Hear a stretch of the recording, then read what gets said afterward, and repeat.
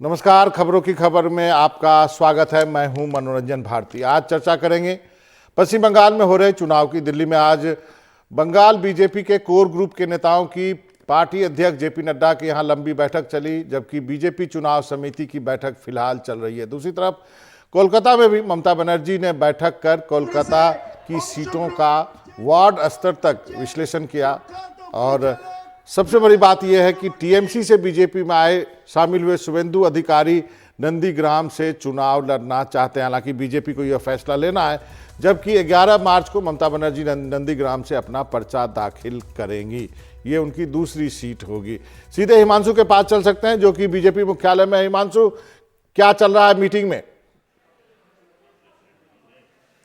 देखिए, मीटिंग में मुख्य तौर पर दो राज्य पश्चिम बंगाल और असम के जो पहले दो चरण के जो चुनाव होने हैं, उसके लिए बीजेपी अपने उम्मीदवारों की लिस्ट को आज फाइनल कर सकती है।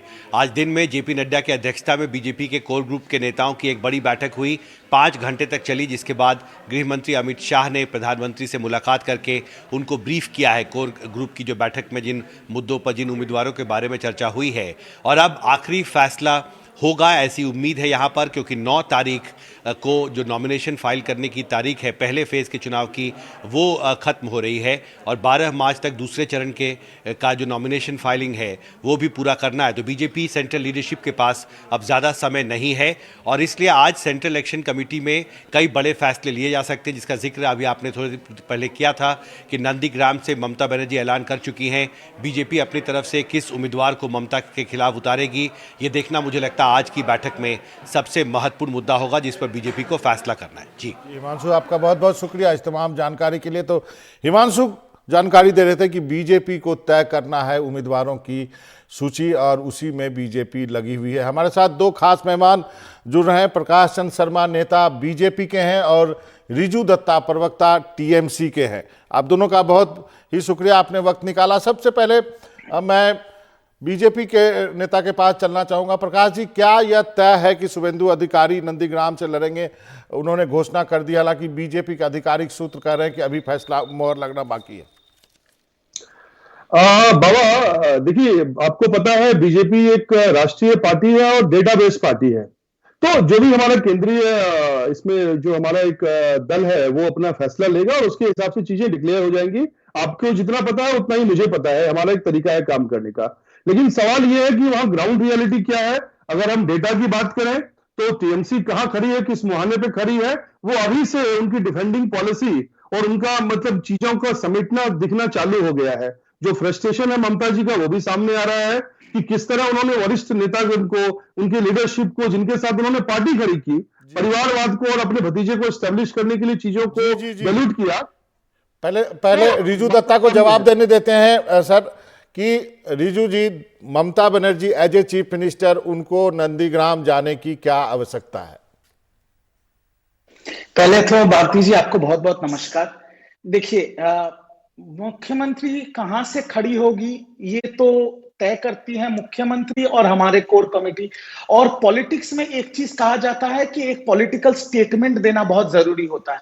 इसलिए 18 जनवरी को ममता बनर्जी ने अपना कैंडिडेचर डिक्लेयर कर दिया, जो हमारे पार्टी के अध्यक्ष सुब्रतो बख्शी ने स्टेज पे स्वीकार लिया कि वो नंदीग्राम से इलेक्शन लड़ेंगे। तो उन्होंने तो आगे आके खेल दिया। अब तो बॉल बीजेपी के कोर्ट में। अभी बीजेपी को बताना पड़ेगा कि उनका सीएम कैंडिडेट का उम्मीदवार कौन है, ममता बनर्जी के सामने कौन खड़े होंगे इलेक्शन में, ये तो उनको जवाब देना। हमने तो अपना खेल दिया है काम। और आपको सिर्फ मैं इतना बताना चाहता हूं, मैं मेरे मित्र जो बीजेपी से बोल रहे थे उनको थोड़ा सा बता दूं कि ये इलेक्शन ना धर्म के नाम पे होगा, ना मंदिर मस्जिद के नाम पे होगा। ये इलेक्शन होगा, एक तरफ पेट्रोल 100 रुपया, गैस 900 रुपया और बेरोजगारी, दूसरे तरफ 10 साल का काम और गुड गवर्नेंस। एक तरफ 7 साल का जुमला और खोखले वादे और एक तरफ 10 साल का ममता बनर्जी का सरकार, जो जरूर ब्लैक एंड व्हाइट में सब अभी समय हम बात करेंगे। प्रकाश जी, आपसे एक सवाल है। ममता बनर्जी जो यदि नंदीग्राम से लड़ती हैं तो उनकी रणनीति होगी या टीएमसी की रणनीति होगी कि आपके बड़े नेता को, शुभेंदु अधिकारी को, उस सीट तक सीमित कर दिया जाए, और कहा जाता है जिससे कि जो आसपास की 30-40 सीटें हैं उसके बजाय उनको कंसंट्रेट करना पड़े? इस पे आपको क्या कहना है? देखिए बाबा, हमारी पार्टी एक ओपन पार्टी है। हम एक परिवार से संबंधित नहीं है। हमारे पास शुभेंदु जी हैं, हमारे पास दिलीप जी हैं, वहां पे हमारे पास मुकुल राय है, कैलाश जी हैं और तमाम बीजेपी पार्टी है, बीजेपी वर्कर है। समझने की बात है। देखिए, मैं आपको 2016 के डेटा दूं, जहां 10% वोट आया था बीजेपी को, 19 में यही वोट हमारा 40% हो गया। टीएमसी के पास जो 44-45% वोट था, 44.91%, वो वोट घट के उनका 43% रह गया। नहीं नहीं तो देखिए, बिल्कुल स्पष्ट वो है बात कि वो बात जनता मैं मानता हूं। क्या रही है। प्रकाश जी यही डाटा मैं आपको देता हूं। 2019 के लोकसभा चुनाव के आंकड़ों को यदि विधानसभा में करें, फिर भी टीएमसी की सरकार बन रही है, आप बहुमत के आंकड़े पर नहीं जा रहे हैं। मेरा सवाल कुछ अलग था। मैं चाहता हूं कि जो मैं पूछूं उसको उत्तर करें तो मुझे सहूलियत होगी। मैं दूसरे उस तरह का एंकर नहीं हूं। मैं आपसे ये जानना चाहता हूं, एक और सवाल आपसे पूछा जाता है कि आपका मुख्यमंत्री का कैंडिडेट कौन है, चेहरा कौन है, इसको आप एड्रेस करेंगे। देखिए, समय आने पे बता दिया जाएगा। जो चीजें तय होंगी, ग्राउंड से निकल के आएगा, बता देंगे। हमारे पास एक मुख्यमंत्री के चेहरे नहीं, अनेक हैं। हमारे पास हर जनता है, चूंकि हम जनता को सेंटर में रख के अपना मुख्यमंत्री चुनते हैं और सेवा भाव से चुनते हैं। परिवार को बढ़ाने के लिए मुख्यमंत्री नहीं चुनते। हमारे पास कोई अभिषेक बनर्जी नहीं है कि जिसको हमें मुख्यमंत्री बनाना है और उसके लिए पूरी सेटिंग करनी है। जहां तक बात हमारे मित्र कह रहे थे, रिजू जी, जो कि वहां पे डेवलपमेंट क्या हुआ, हमने किसान सम्मान निधि दी, आप लोगों को पैसा नहीं पहुंचाने दे रहे हैं। आज गरीबी जाके देखिए, आप सुंदरवन में, आप गरीबी जाके देखिए, मालदा में, रिमोट एरिया में। हम कोई जाति के नाम पे चुनाव नहीं लड़ते हैं, हम डेवलपमेंट के नाम पे लड़ते हैं। और ये अगर जुमला होता 7 साल का, 19 में जनता जवाब दे चुकी है। सही कहा प्रकाश जी, आपने सही कहा। गरीबी हटाओ का नेता इंदिरा गांधी के समय से चला आ रहा। ना भारत में गरीबी हटी, ना बिहार में गरीबी हटी, ना उत्तर प्रदेश में हटी, ना पश्चिम बंगाल में हटी। वो एक अलग बहस का मुद्दा है। रिजू जी, आपसे जानना चाहता हूं, आपको क्या जरूरत पड़ी कि तेजस्वी यादव भी आके कह रहे हैं कि हम ममता दीदी के साथ है, शिवसेना भी साथ है, तो इन सब लोगों जो फ्रिंज लोग हैं, जिनका कि कोई जनाधार वहां नहीं है, उन सबको साथ जोड़ने का क्या मतलब? क्या कोई नर्वसनेस है? नहीं, देखिए, ये आपने बहुत अहम सवाल पूछा। देखिए, बात ये है ना कि ये जो इलेक्शन है बंगाल में, ये भले ही बंगाल का इलेक्शन है, बट आपको समझना पड़ेगा कि इसमें बीजेपी अपना पूरा काफिला लगा दिया। ये एक बहुत बड़ा इज्जत का सवाल हो गया है बीजेपी के लिए आने वाले 2024 के इलेक्शन को मद्देनजर रखते हुए। और अगर बीजेपी बंगाल में हार जाती है तो बीजेपी की रीढ़ की हड्डी टूट जाएगी 2024 में इलेक्शन में जाने से पहले। और इसीलिए जितनी भी बाकी पार्टीज हैं जिन्होंने बीजेपी का साथ छोड़ दिया, वो ममता बनर्जी को इसलिए समर्थन कर रहे हैं क्योंकि ये इलेक्शन सिर्फ बंगाल और बंगाल की जनता के लिए नहीं है। ये इलेक्शन हमारे संविधान और हमारे लोकतंत्र को बचाने का भी इलेक्शन है, जिसके सामने अकेला ममता बनर्जी डट के खड़ी है। मेरा एक सवाल आपसे है, जो कि एक कंट्रोवर्सी जो लेफ्ट और कांग्रेस ने जो सेकुलर फ्रंट से जो गठबंधन किया है, आप पे भी आरोप है कि फुरफुरा जो शरीफ है उसके एक धरे से आपने भी गठबंधन किया। और यदि कल को ओवैसी साहब वहां पे आते हैं तो क्या टीएमसी के लिए स्थिति थोड़ा और खराब हो सकती है? क्या उससे बचने के लिए आपने ये किया है?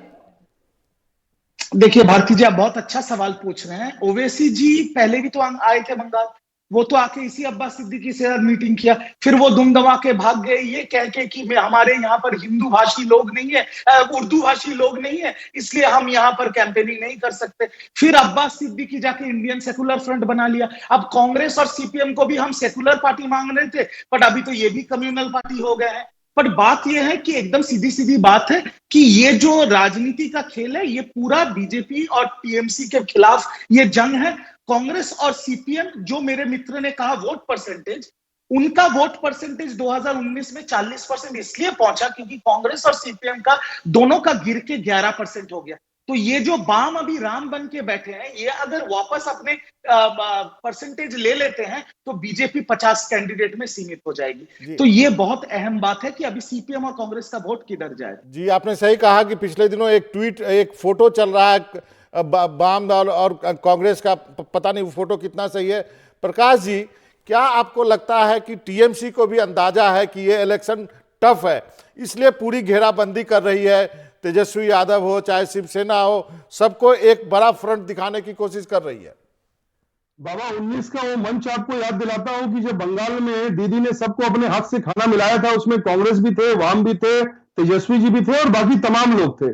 उसका क्या हासिल हुआ कि एक प्रधानमंत्री बनेगा, चाप उप प्रधानमंत्री बनेंगी और दीदी उसमें प्रधानमंत्री बनने के लिए तैयार हो गई थी। उसके बाद जनता ने कैसे नकारा सबको पता है। वही गलती दीदी दोबारा करने जा रही है और हमारे मतलब जो मित्र रिजुदा बैठे हैं उन्होंने एक्सेप्ट कर लिया है कि भाई वाम कांग्रेस इनके साथ मिला हुआ है, उसके द्वारा वो अपना एक एजेंडा तय कर रहे हैं। तो देखिए हम तो चुनाव आएंगे जाएंगे, हमारे लिए देश प्रथम है, बंगाल की अस्मिता प्रथम है, हमारे श्यामा प्रसाद मुखर्जी जी की जो हम एक अस्मिता को लेकर चले हैं, उनकी विचारधारा को लेकर चले हैं, वहां हमें स्थापित करनी है। बंगाल की प्रताड़ना को हटा के वहां के लोगों को न्याय दिलवाना है। जो दीदी लेफ्ट के विरोध में आई थी, लेफ्टिस्ट बनके हिटलर दीदी बनके वहां बैठ गई, और बंगाल का क्या हाल हुआ जो पूरी दुनिया के सामने है। जी शर्मा जी, रिजू जी आप रिस्पॉन्ड करना चाह रहे थे, जल्दी कीजिए, मेरे पास टाइम नहीं है। देखिए मैं सिर्फ उनको इतना कहना चाहता हूं कि एक चीज आप समझ लीजिए, ये इलेक्शन बंगाल का इलेक्शन है। हमारे 294 सीटों पे हमारा चेहरा है ममता बनर्जी और उनके रिप्रेजेंटेटिव्स लड़ेंगे इलेक्शन। 2019 में आपको सफलता मिला था क्योंकि मोदी जी के खिलाफ कोई चेहरा नहीं था। वही चीज अभी 2021 में है, ममता बनर्जी के सामने कोई चेहरा नहीं है और ना ही मोदी जी का मैजिक चल रहा है। इसलिए आपको तो रिजू आपसे मेरा एक सीधा सवाल है। पिछले दिनों मैंने महुआ का किया था इंटरव्यू, उन्होंने भी स्वीकार किया था कि ये इलेक्शन टफ है, इसको सावधानी से लड़ने की जरूरत है। मैं बार बार वही पूछ रहा हूं कि आप इतने हल्के में नहीं लड़ सकते। बीजेपी ने पूरी तैयारी कर रखी है। देखिए बीजेपी एक जिसको इंग्लिश में कहते हैं एक फॉर्मिडेबल एनिमी है। उन्होंने अपना पूरा काफिला लगा दिया है यहाँ पर। मोदी जी भी खुद 20 बार आएंगे यहाँ पर, तो हम इसको बिल्कुल भी हल्के में नहीं ले रहे। बट आपको एक चीज सिर्फ याद दिलाऊं आपको और आपके दर्शकों को कि बंगाल की धरती और बंगाल की जनता और बंगाल का नब्ज ममता बनर्जी से अच्छा मोदी जी भी नहीं जानते, कोई नहीं जानता। तो इलेक्शन बंगाल की जनता दीदी के साथ है और इसी पे हमको कॉन्फिडेंस। चलिए ठीक है। प्रकाश जी, जाते जाते एक सवाल है आपसे, क्या सौरभ गांगुली प्रधानमंत्री की रैली में मंच पे आएंगे? क्या हमें हमारे दर्शकों को बता दीजिए यदि कोई सूचना है आपके पास। बाबा वक्त आने पे तुझे बताएंगे आसमा, अभी से क्या बताएं क्या हमारे दिल में है। तो आप इंतजार करें, बाकी लोग इंतजार करें, और इनका ममता जी का आत्मविश्वास इनको लेके डूबने वाला है, ये स्पष्ट है। चलिए ठीक है, आप दोनों का बहुत बहुत शुक्रिया। बड़ी शालीनता से आप दोनों ने अपनी बात रखी, इस बात का मुझे संतोष है। अब एक छोटा सा ब्रेक लेते हैं, कहीं जाइएगा नहीं, अभी बाकी है बुलेटिन।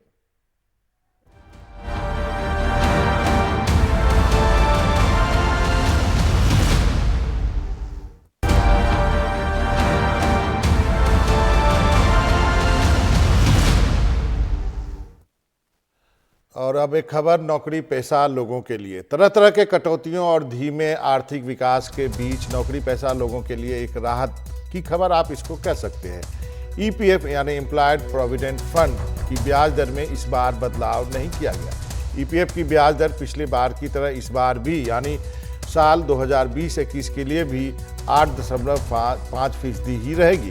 एनडीटीवी को ये जानकारी केंद्रीय श्रम मंत्री संतोष गंगवार ने दी थी। ये इसलिए भी राहत की बात मानी जा रही है क्योंकि उम्मीद लगाई जा रही थी कि शायद इस बार कम बढ़ती हुई अर्थव्यवस्था के कारण से ब्याज दर कम कर दी जाएगी, लेकिन ऐसा हुआ नहीं।